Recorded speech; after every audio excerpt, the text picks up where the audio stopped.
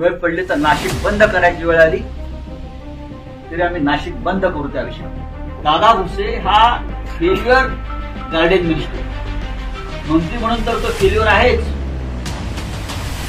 स्पष्ट आहे।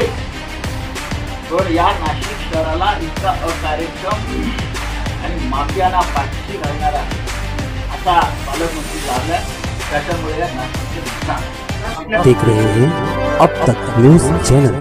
आइए दर्शकों, एक बार फिर आपका स्वागत करते हैं अब तक न्यूज पर। मैं जाबिर शाह। सत्ता के आगे जब भी सवाल कमजोर पड़ने लग जाए तो सवाल उठाने पड़ते हैं। आइए दर्शकों, आपको ले चलते हैं आज की एक बड़ी खबर की तरफ। कल नासिक के अंदर एक पत्रकार परिषद हुई जिसमें उद्धव बाला साहेब, शिवसेना के खासदार संजय राउत और शिवसेना पक्ष के प्रवक्ता भी है, इन्होंने एक पत्रकारों से संवाद करते हुए बात करते हुए नासिक जिला में पकड़े गए 300 करोड़ के ड्रग्स के मामले में जिस प्रकार से नासिक जिला के पालक मंत्री के ऊपर जो आरोप लगाए जा रहे हैं, जिस प्रकार की चर्चाएं हैं, इसको लेकर उनकी एक पत्रकार परिषद हुई जिस पत्रकार परिषद में नासिक जिला के पदाधिकारी शामिल रहे, संजय राउत वहां पर शामिल रहे। उसी के साथ साथ उद्धव बाला साहेब शिवसेना के उप नेता अद्वय आबा हीरे पाटिल भी उस पत्रकार परिषद में शामिल रहे। उस पत्रकार परिषद में संजय राउत ने क्या कहा उस पर हम चर्चा करेंगे, बात करेंगे विस्तार से। आपको ये स्पेशल रिपोर्ट दिखाएंगे कि 300 करोड़ के ड्रग्स के पकड़े जाने के बाद से लेकर महाराष्ट्र की राजनीति जो है गरमाई हुई है, और उसी का एक हिस्सा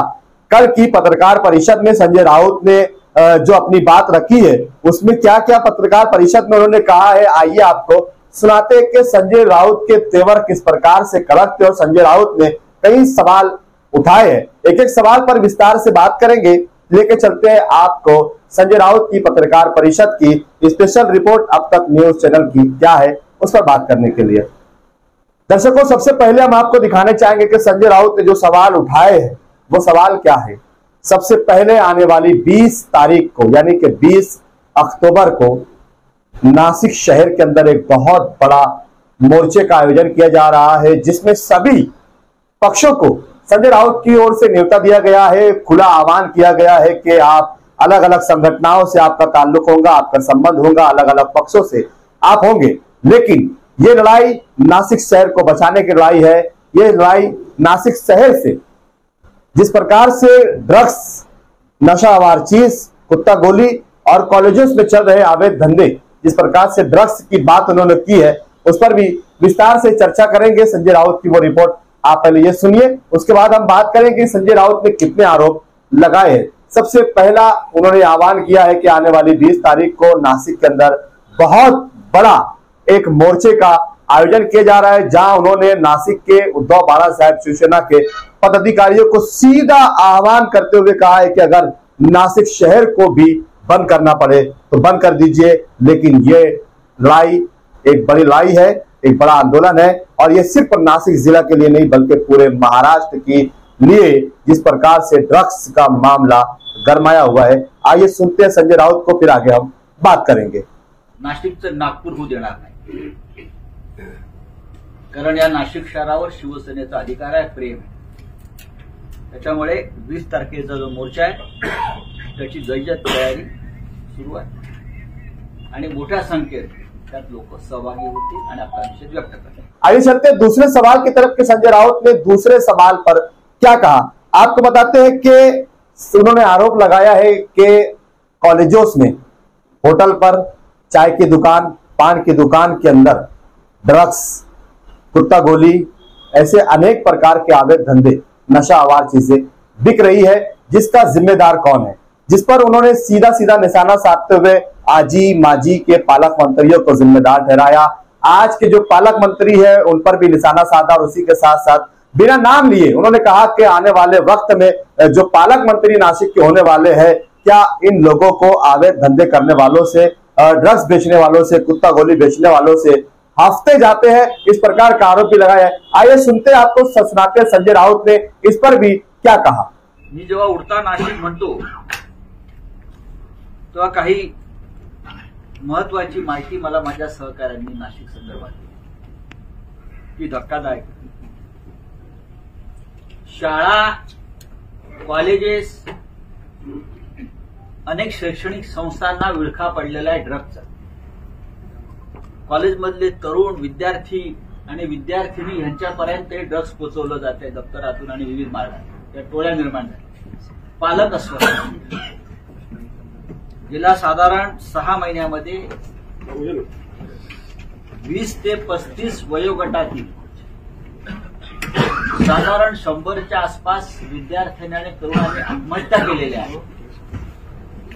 या ड्रग्ज, या नशेच्या आहारी गेलेल्या या मुलांनी आणि त्यांच्या पोस्टमार्टेममधून सिद्ध झालेलं आहे 75% विद्यार्थ्यांच्या आणि मुलांच्या की अंमली पदार्थाच्या अतिसेवनामुळे त्यांची मृत्यू झालेली आहे. त्यांनी आत्महत्या केली.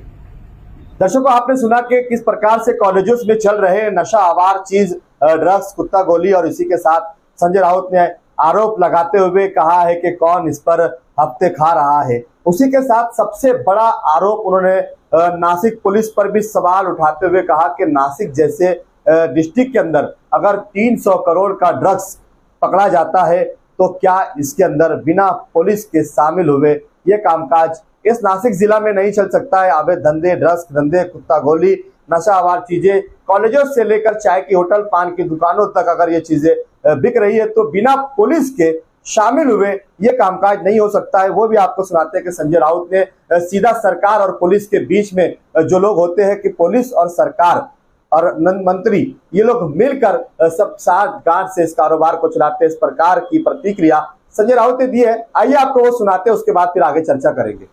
पण आश्रय कोणाचा होता? पोलीस काय करताय की पोलीस सुद्धा या ड्रग्स माफियांच्या धंद्यामध्ये सहभागी आहे. त्याशिवाय इतकं मोठं रॅकेट निर्माण होऊ शकत नाही.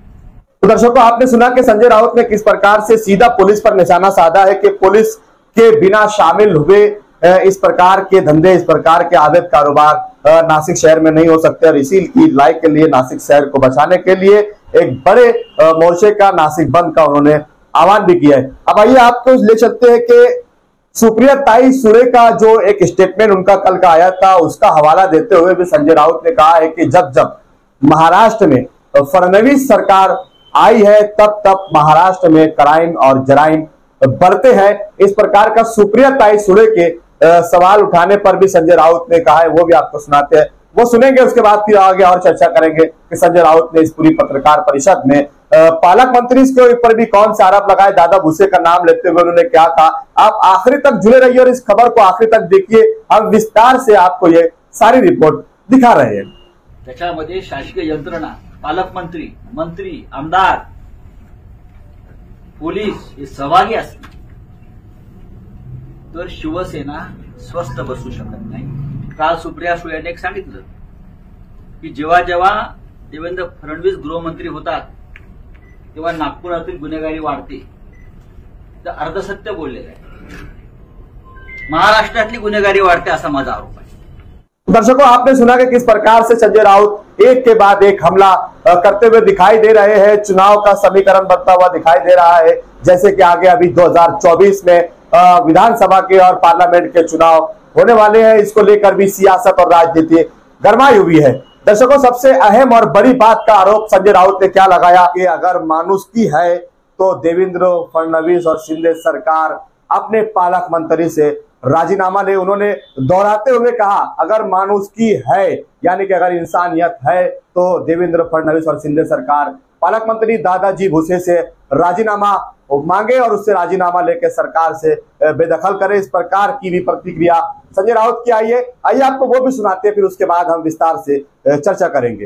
या पालकमंत्र्यांनी, ज्या पालकमंत्र्यावर सगळ्यात मोठा ड्रग्स माफिया ललित पाटील याला राजकीय आश्रय, याला ससूरमध्ये भरती करून त्याला तिथून पळवण्याचा आरोप त्यांच्यावरती आहे, त्याने खरं म्हणजे या मुख्यमंत्र्यांनी आणि गृहमंत्र्यांनी नैतिकतेच्या आधारावर, नैतिकता शिल्लक असेल तर त्यांचा राजीनामा घेतला पाहिजे.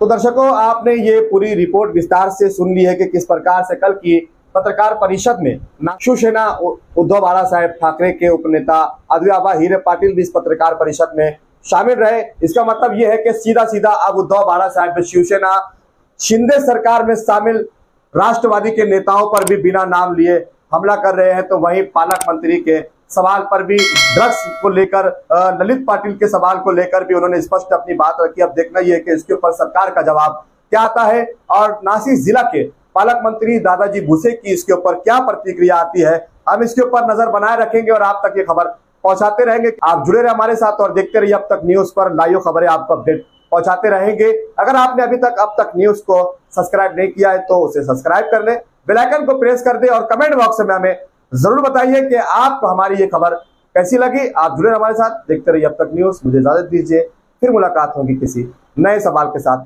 जय हिंद, जय महाराष्ट्र।